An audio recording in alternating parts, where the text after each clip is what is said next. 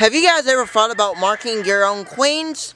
Well, marking a queen is rather a difficult step. You have to pick her up by the wings and hold her by the legs and have a chance, a potential risk of injuring or smashing the queen. And any new beginner or somebody even my 7-year beekeeper might think, I just don't really want to mark a queen.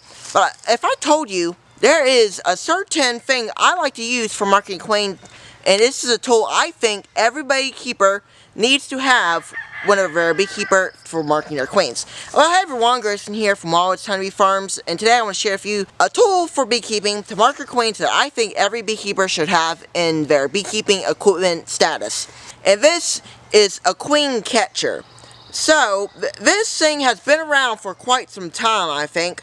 And what you do is, we're going to get into a having just here in a second to use this thing, mark a queen. I'm going to go to one of my splits. I'm using a blue color marker. This is the only one I have. I have a white one, but I don't really know where it's at. I think it's actually out on the BR. Once we go to the BR, we'll get the white one. We'll use both of them and mark some queens. We'll see how this thing performs.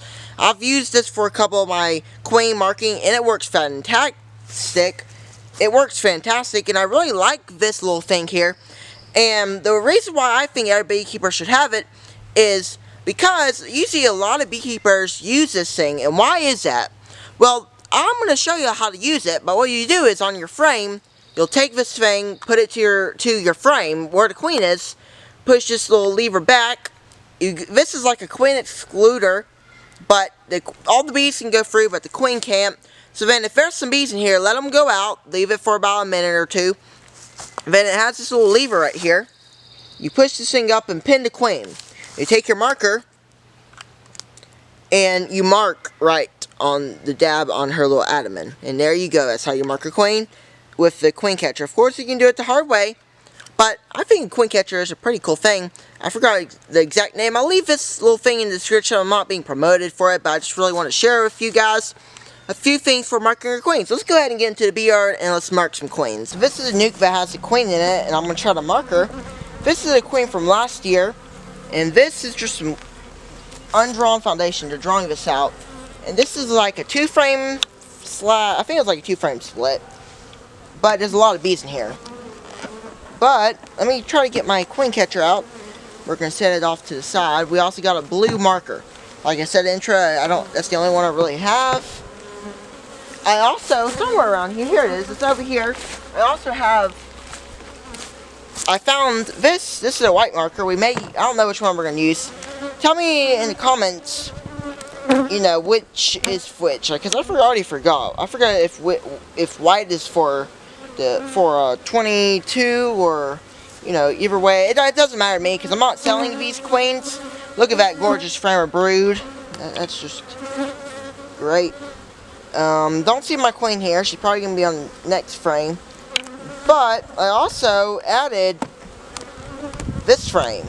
This is a super frame, but with no foundation.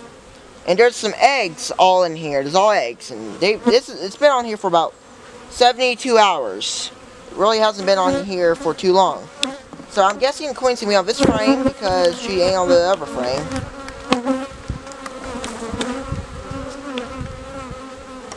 See.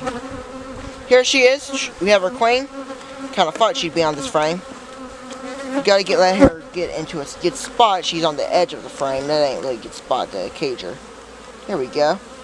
Gonna put her here. So what you do is you find her. I'm trying to get her in a good spot. Here we go. Here we go. So give me a second because I'm trying to get her in a good spot. Let me lay the frame down. Okay, got her pinned here. What you'll do is, she's in here. I see her right now. And my gloves is making this so hard for me to do. I got her. She's in here now.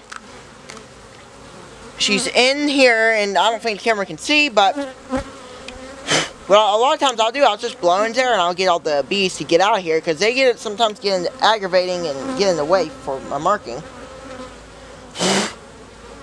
You see, there we go. A lot of bees just went out.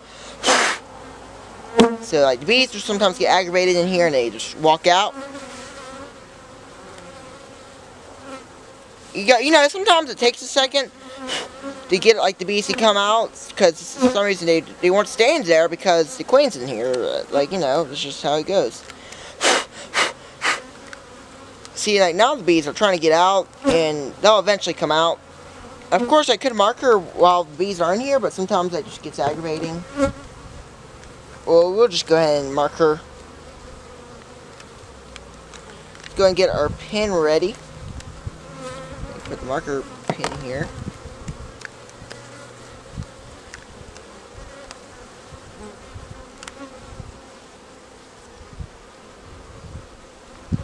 I gotta get this thing a little tighter.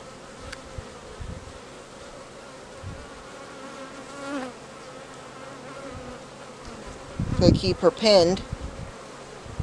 There you go. Got a little bit on her. She's just kind of moving around. Got her. Got her marked. She's marked with a nice blue dot. There she is. She goes back on her frames, and now she can do.